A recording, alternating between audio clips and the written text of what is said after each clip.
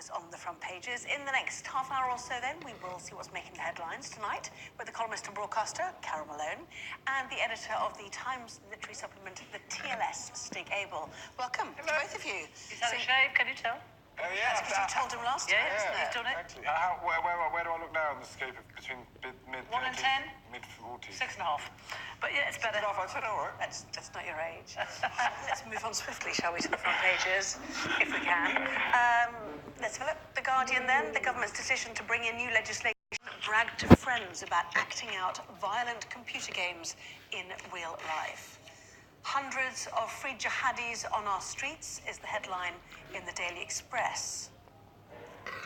Streatham attacker Suda Shaman was being tailed by at least 20 police officers, according to the Daily Mail. The Eye reports of journalists walking out of Downing Street in protest at plans to restrict information to favoured correspondents, banned their headline. The Financial Times reports that the Chancellor Sajid Javid is set to miss his own financial targets, leaving the economy with a £12 billion black hole within 3 years. And the Daily Star has a story about Coronation Street actress Alison King.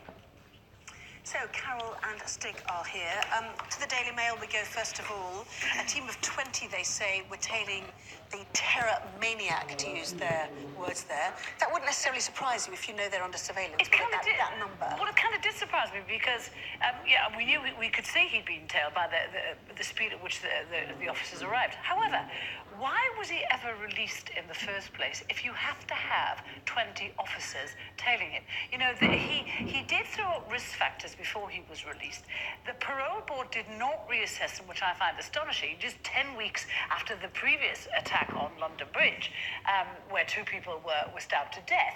It's incredible that the parole board didn't think of reassessing him or having a look at him, so he was let out. And to have 20 police officers just imagine what he would have done if those police officers hadn't been there. He started stabbing, the police officers were there in a second, and he was shot within, I think the Mail said it was 60 seconds after he started stabbing. Imagine what would have happened if those officers hadn't been there, if an emergency call had to be made, and he'd been given free rein to hurt people. More people would have died. This is astonishing. But you fit on the nub of the issue here. Yes. That you can't retrospectively change how somebody is going to be released unless you bring in this emergency legislation, which we heard from the Justice Secretary later on. But even then, Yes. that does defeat a key principle of British justice, which is if you can't impose... I'm not saying it's rightly or wrong, I'm just saying that You there's... can't have people being stabbed on the streets for a law that doesn't work. But You have to change retrospective, that law. but the idea of when people get sentenced for a crime, it's sentenced according to the law as it stands at the time they committed the crime. That's a kind of relatively simple principle of justice. You can't retroactively change, in any respect, the laws that But what we can change is affect now. the way the law is affected. And you know, why are people who are sentenced to 3 years, 6 years, 10 years, why are they only supposed to serve half of their sentence? You know, even when this law is changed, it will still mean that the jihadis will serve maybe 2/3 of their sentence. Why not the entirety of their sentence? But here's a broader problem that I think they have to confront is, even if he gets sentenced to 5 years, and we're talking about coming out after 3, 4, or 5,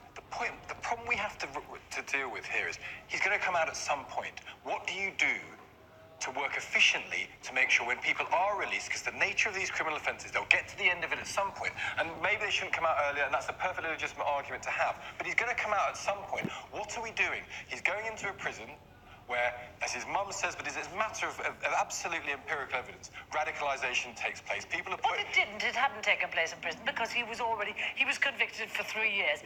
We know what he did. He was inciting violence. He was telling his girlfriend to behead her parents. He was found with a whole stash of bomb-making manuals. So he was actually radicalised before. But there is a distinction between that type of offence, for which no one's ever going to be put in prison for their whole lifetime. The idea of words and ideas being such that you can imprison someone for an entire lifetime. So he has gone from that type of offence to this horrendous offence where he's stabbing people, trying to probably get suicide by cop. But he always said he was going to, Stig. That's what he made it clear. This is what he wanted. The point I'm making is that even if you put someone in prison from 3 years up to 5 years, you still hit up against the ineluctable fact that at 5 years, he's coming out. Okay. So what are we doing? Very simple. Very simple. Don't let them out if you feel they still pose a threat. And you can assess that. We have teams of psychologists. We have the parole board. We have all sorts of so-called experts who could look at these guys and decide whether they're safe to be let out in the street. And if they're not, don't let them out. And then you're left with what is the inevitable debate between security and liberty. You can have, it's a spectrum between the two. You could have utter security, someone gets convicted of anything like this, they're banged up for their whole life.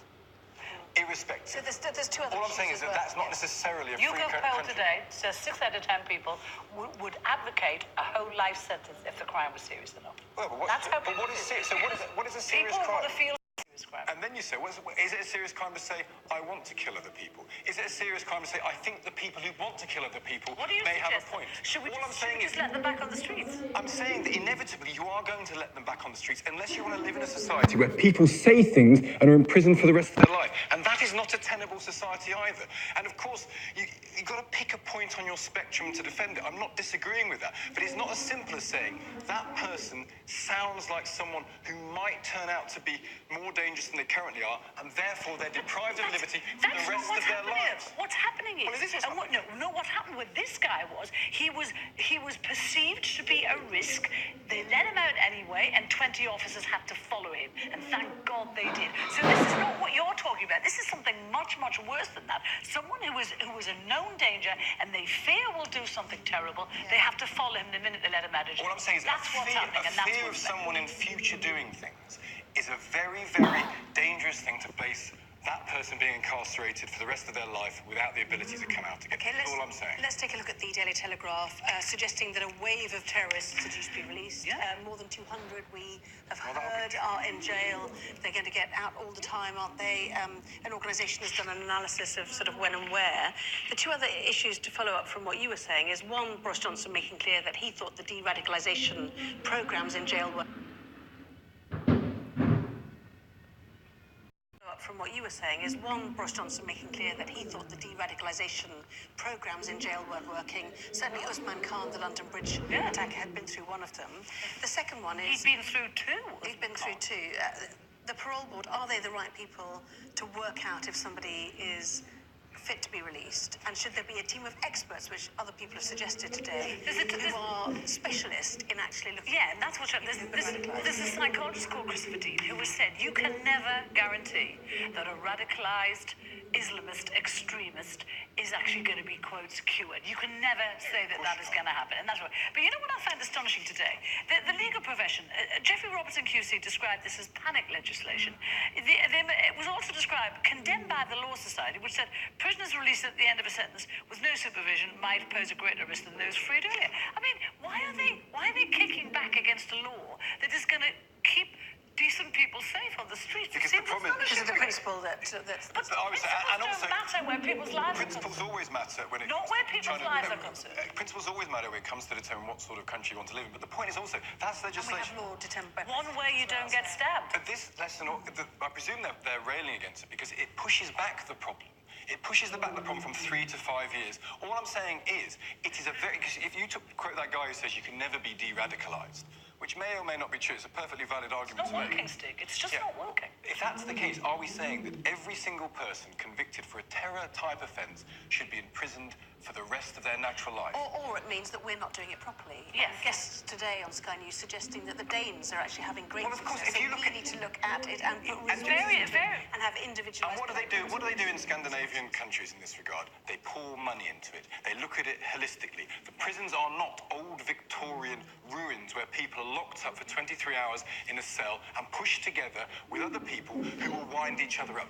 Our prison system does not stop people reoffending in any regard. So if Boris Johnson is serious about this particular one, he could say, how do we invest in a system that when people come into it, they come out less likely to commit a crime at the other end? Other countries in Western Europe do it all the time, and we do it It's not just peculiarly about badly. prison, though, is it? It's about where these people are radicalised in the first place. Of course, that's you know, true. the thing is, we have to look to where they grew up, the communities they grew up in, the people who they were taught by. We know that radicalisation is happening in schools, in Islamic schools, in mosques, in the communities. It's happening. Hate what's your preachers solution? are What's your operating. solution to it? Well, my solution is that these people have to, we have to come down heavy on hate preachers anywhere we don't do it. Sharia law operates in this country. We turn a blind eye to it. Things that are happening, in this faith are happening, and they're not right. You can't have women being abused in a law in this country, being tried in a court that has, you're talking about law and the principles of justice. You can't, why do we have Sharia operating? Sharia law operating? But it operates within the overall ambit of British. Well, it shouldn't be. But of course, I mean, it's nothing external. So that's a completely different point. It's not, because that's because The point I'm going to make is there are certain principles that I totally agree with that. There are certain principles that make a country free and worth living in. Some of them are things like freedom of expression, freedom to say unsavory things. That should be checked, but you have to be very careful how you check it. It is not as straightforward as simply being able to point out these 4 people are wrong-uns and they should be taken off. freedoms are being abused by That's the nature of freedom. Let's just look at the Daily Express while you're continuing your conversation. Hundreds of free jihadis on our streets. Shock as 353 terrorists go free in just the last 7 years. Our Home Affairs correspondent pointing out that most of the post-9/11 offenders are now out and there have not been incidents of terrorism. So perspective is also You know, but we have 3,000 plus extremists on our streets. We have 1,000 people on our streets who are of special interest to the security services. This all takes money. How much do we think it costs to have 20 police officers following this one person?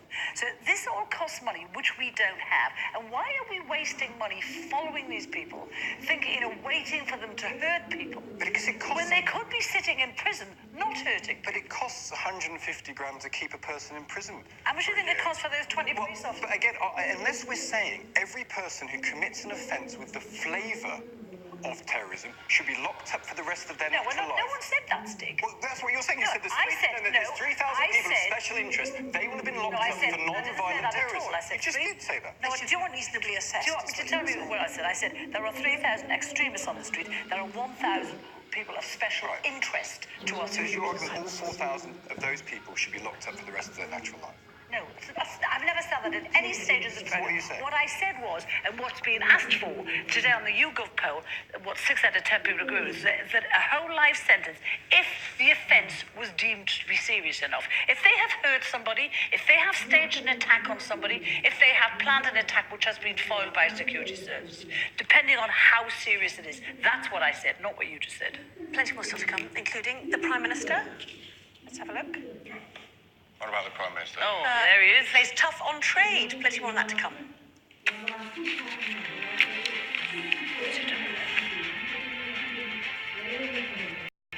And the editor of the TLS, Stig Abel.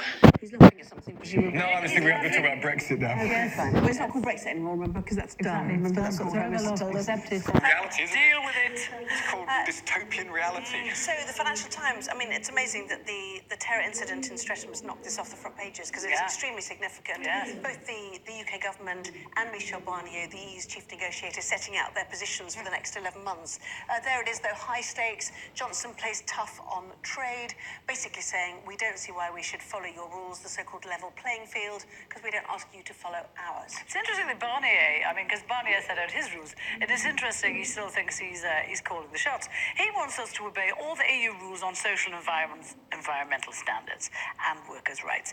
And a lot of those things, one of the biggest things that falls into all that, he says that no trade deal will happen unless Europe gets fishing rights. Now, I don't think I'd realised this until I read some figures on it today. I mean, I knew the fishing industry was furious, but I hadn't realised that we're only allowed to fish 32% of our waters. The EU are allowed to fish 43%, and Norway 21%.